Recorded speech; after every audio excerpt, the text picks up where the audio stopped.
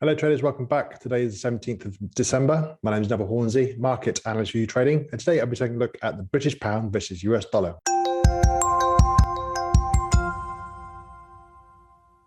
I'm going to start with the YouTrading.com Forex Heat Map. And you can see here that bottom left-hand corner is red, top right-hand corner is green.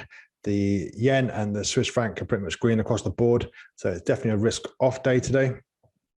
The pound itself is mixed against most of the currencies, but is stronger against the commodities and the yuan.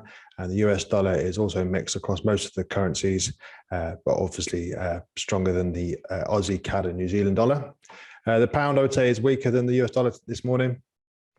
But if we go into the active trader platform, take a look at the sentiment indicator, 74%, which is quite an extreme amount of traders are bullish the pound versus US dollar. So I'm looking to try and fade these guys. If you start with some multi-timeframe analysis, starting with the monthly chart, we've got a big pullback down to the lows of 1.349 to 1.35 from the 2007 highs down to the 2009 lows.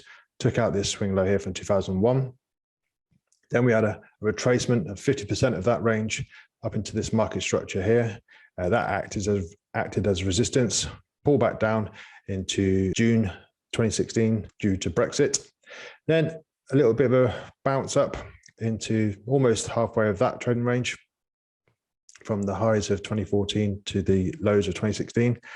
Didn't quite make it there. There was some market structure. If I just zoom in, there's a supply zone here. So these buyers here in the green candle, they're obviously the ones that were left holding the bag before they got absolutely rolled over.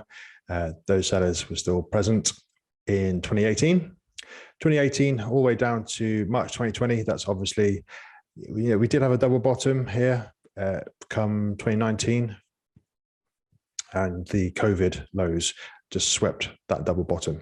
So there are buyers currently down here, and I've marked up a trading range between the highs of 2018 down to 2020, and then halfway through that, which we're above, is 1.29. That's halfway, and we're above that at the moment. So we're making higher swing highs, higher swing lows currently, but we're still within the trading range of 2018 to 2020. So if we are starting to make higher highs and higher lows, that's obviously maybe a bullish turn. So if we look to the left, obviously that was all down. Here, swing high, swing low, lower high, and then you can see it just sort of go sideways. Anything that went higher got failed. And then, so really this is the first time in 13 years, 14 years, where we've actually made a few swing highs and higher swing lows. So potentially bullish, and that would be in line with the majority of these Forex traders.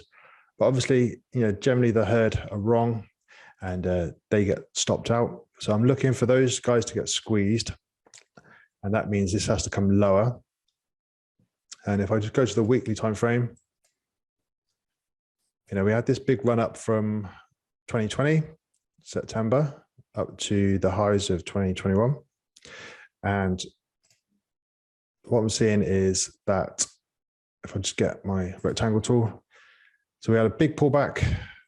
This red candle here, these are the last of the sellers. Obviously, there's resistance here from 8th of December, double top, pullback. So these guys obviously thought we were going to go lower, maybe come back down to the 1.2 big figure. They get rolled over and everything goes higher. So if there were buyers here before and we're approaching that sort of zone now, then this demand zone might still hold. So I'm going to stretch that across and just give it a green border so you can see it. So I'm thinking at the moment, potentially, this 50% of this trading range here from this high to this low comes in there. So around 1.29, we've got this demand zone. So I'm thinking that if those traders that are long are going to get squeezed out, their stops may be below here. They might give up before price actually gets those stops, and there might be some demand still there. So I'm thinking we come back down. Now 1.32 has been a significant level. And if we look to the left, we've got this double top here that I mentioned. If I just stretch that across. So we had resistance there, that broke, came back down, a bit of support was found in September 2021, then a bit of a bounce. That came down, crashing through. So breakdown, retest, continuation to the downside at the moment. And so until we can get back above the 1.35, I'm thinking, yeah, this is still a downtrend. When it's a channel like it is, high to this high here, we are in a descending channel and they generally break to the upside. So at some point, if we do get above 1.35, if we get above this green candle high here, then I'm thinking we go to here and then possibly, take out this double top. Like I said, I think those retail traders that are long at the moment need to get squeezed out. So if their stops are under these sort of swing lows or down here somewhere, I think price comes back down in this channel at some point, steps them out, and then we go higher. At the moment, if that doesn't hold, there is a potential that we come back down towards this sort of zone here. So if I make that green as well, because anything that was being sold off in the COVID panic, obviously there was a big buying sort of frenzy down here.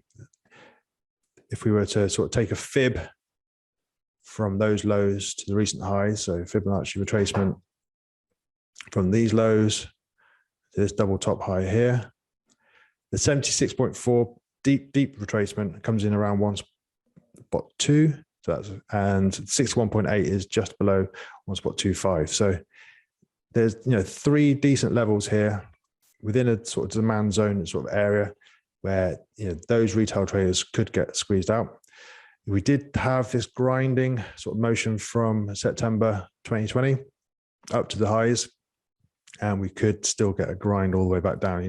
When it's a bit cleaner, you can sort of see the levels where the market structure, where traders could be targeting, but at the moment it's just going to be a bit messy. I'm just looking for anything that rallies to get sold off. So yesterday we had the Bank of England raise interest rates. We obviously had 70 pip reprice higher. I think that gets undone. So if we go down to the daily, and if we look for market structure to act as resistance, we had this swing low here. So we could have potentially have gone up to there. After the Bank of England raised rates by 15 basis points, we did have a 70 pip rally. That's gone straight into this market structure low here. That's acted as resistance. We've had a big sell-off. I'm now waiting to see if we can take out these swing lows here on the daily time frame, which is 1.315. If we get below 1.315, then we start going into that sort of demand zone that I was talking about, and this 50% here. So if we get below here, there's a potential for 300 pip move to the downside, and I think that's more likely than a break higher through all of this resistance to then break out of this channel just yet. All right, I hope that makes sense, and I'll speak to you next week.